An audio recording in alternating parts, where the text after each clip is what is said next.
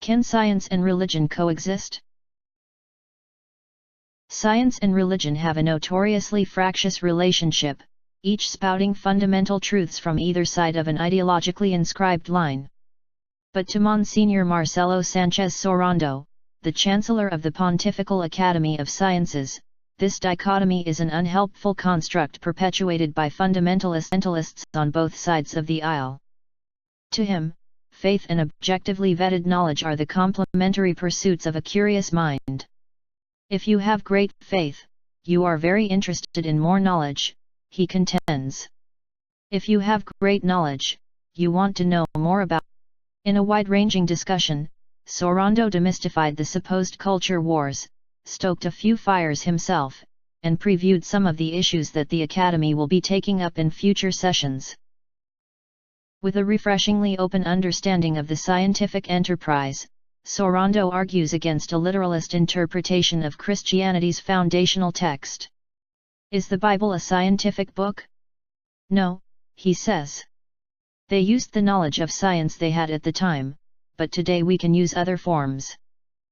Despite this willingness to incorporate new data, there is one non-negotiable plank of the platform: the important thing is that things are created by God. Sorondo recently met with actor Morgan Freeman, who has spent much of the last year on a spiritual quest.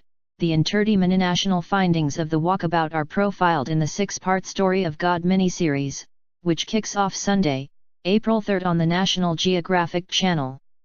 As the two discuss the scientific and religious viewpoints on the origin of the universe, Sorondo finds no contradiction.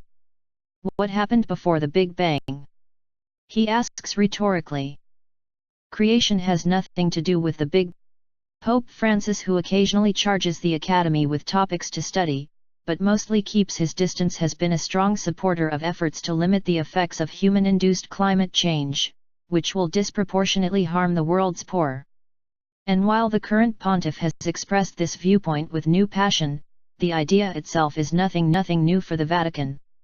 The idea that the human activity to use fossil fuels is the first cause of climate change and of global warming is an idea that the members of our Academy have said for 25 years or more, says Sorondo.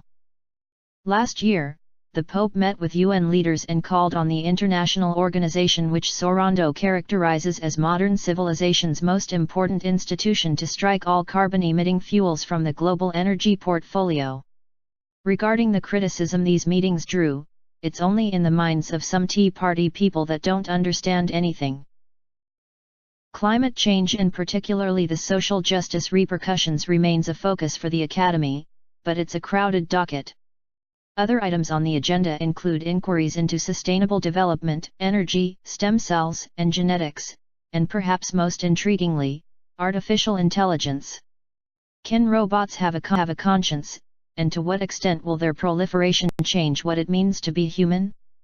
Sorondo's initial take: the human person is not only the intellect, but they are all of the components, like the will and the soul is not changing if you have more instruments in your mind.